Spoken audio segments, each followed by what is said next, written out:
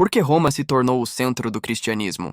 Essa pergunta é decisiva, porque dela depende toda a discussão sobre autoridade, unidade e sucessão apostólica. E a resposta não começa com Constantino, não começa com o Império Cristão, e muito menos com uma suposta imposição política da Igreja. Ela começa com os apóstolos, com o martírio e com a consciência histórica da Igreja primitiva. Antes de qualquer coisa, é preciso desfazer um erro metodológico muito comum: julgar os primeiros séculos do cristianismo com categorias modernas. Nos séculos I, II e III, não existia cristandade, não existia poder político cristão, não existia privilégio institucional. Existia perseguição, martírio e testemunho. É nesse contexto que Roma emerge, não como capital administrativa da fé, mas como centro espiritual fundado sobre o sangue dos apóstolos. A tradição mais antiga e sólida da Igreja afirma que São Pedro esteve em Roma, exerceu ali seu ministério e ali sofreu o martírio, durante a perseguição de Nero, por volta dos anos 64-67. Essa não é uma invenção tardia. Pelo contrário, é uma tradição universalmente aceita já nos primeiros séculos, quando ainda havia cristãos que tinham convivido com discípulos diretos dos apóstolos. O Novo Testamento, embora não tenha sido escrito como um diário biográfico, deixa pistas significativas. Na primeira carta de Pedro, o apóstolo escreve: "A igreja que está em Babilônia vos saúda." IPD 5:13. Desde o século I, os cristãos identificaram Babilônia como um nome simbólico para Roma, a capital pagã, opressora e perseguidora do povo de Deus. Essa leitura não é medieval, ela já aparece na patrística mais antiga. Mas o argumento decisivo não está apenas na escritura, e sim nas fontes históricas primárias, especialmente nos padres da Igreja. No início do século IV, Eusébio de Cesareia, considerado o pai da história da Igreja, ao escrever sua história eclesiástica, não cria uma tradição. Ele registra o que já era universalmente reconhecido. Eusébio afirma explicitamente que Pedro exerceu seu ministério em Roma e que ali sofreu o martírio, assim como Paulo.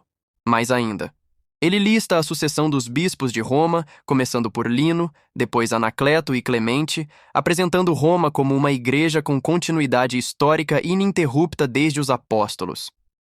Eusébio escreve isso não como teólogo polemista, mas como historiador, compilando documentos, cartas e tradições que circulavam havia séculos. Contudo, se alguém ainda suspeitar que Eusébio escreve já num contexto mais próximo de Constantino, basta recuar ainda mais no tempo. No final do século II, cerca do ano 180, Santo Irineu de Lyon escreve sua obra Contra as Heresias. Irineu não vivia em Roma, não era bispo romano e não tinha nenhum interesse político em exaltar a capital do império. Pelo contrário, ele escreve na Gália, combatendo heresias gnósticas que se espalhavam por diversas regiões. E qual é o critério que ele apresenta para identificar a verdadeira doutrina cristã? Não uma interpretação privada da Escritura, mas a sucessão apostólica pública e verificável. É nesse contexto que Irineu faz uma das afirmações mais fortes de toda a patrística. Com esta igreja, em razão de sua origem mais excelente, deve necessariamente concordar toda a igreja, isto é, os fiéis de toda parte, pois nela sempre foi conservada a tradição apostólica. E ele se refere explicitamente à Igreja de Roma, fundada, segundo ele, pelos gloriosíssimos apóstolos Pedro e Paulo. Isso é dito quase 200 anos antes de Constantino, quando ser cristão ainda significava correr risco de morte. Não se trata, portanto, de uma construção imperial, mas de um reconhecimento eclesial.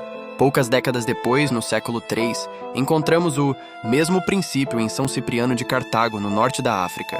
Cipriano também não escreve como subordinado político de Roma. Ele teve inclusive conflitos disciplinares com bispos romanos em questões específicas. Ainda assim, quando fala da unidade da Igreja, ele é claríssimo ao afirmar que essa unidade visível se fundamenta na Cátedra de Pedro. No Tratado da Unidade da Igreja Católica, Cipriano afirma que Cristo edificou uma única igreja sobre Pedro e que essa cátedra é o princípio da unidade. Para ele, romper com essa comunhão não é uma divergência secundária, mas uma ruptura com a própria Igreja de Cristo. Isso mostra algo fundamental. A primazia de Roma não nasce da ausência de conflitos, mas resiste mesmo em meio a tensões, porque não depende da personalidade dos bispos, mas do fundamento apostólico. E aqui está o ponto central. Roma não se tornou o centro do cristianismo porque era a capital do império. Pelo contrário, Roma era a capital do império que matou os apóstolos. O cristianismo não herdou o prestígio político de Roma. Ele consagrou Roma com o sangue de Pedro e Paulo. A autoridade da Igreja Romana nasce do martírio, da sucessão e da fidelidade à tradição apostólica, não de decretos imperiais. Quando Constantino surge no século IV, ele não cria essa realidade. Ele a encontra já estabelecida. A Igreja já sabia onde estava a cátedra de Pedro, já reconhecia a sucessão romana, já apelava a Roma em disputas doutrinais muito antes de qualquer favorecimento político. Portanto, dizer que Roma se tornou o centro do cristianismo por causa de Constantino não é apenas um erro histórico, é um anacronismo grosseiro. Roma já era o ponto de referência da unidade cristã quando ser cristão significava ser perseguido. Em suma, Roma se tornou o centro do cristianismo porque ali Pedro exerceu seu ministério e ali morreu. Porque seus sucessores preservaram publicamente a fé apostólica. Porque os cristãos dos primeiros séculos, espalhados pela Germânia, pela Ibéria, pela África e pelo Oriente, reconheciam nessa igreja um critério seguro de comunhão e verdade. Não por imposição, mas por reconhecimento. E essa realidade, testemunhada por Eusébio, Irineu e Cipriano, não é uma invenção tardia. É a espinha dorsal histórica da igreja desde os seus primeiros passos. Se esse vídeo te ajudou a conhecer mais a história do cristianismo, deixe o like e se inscreva.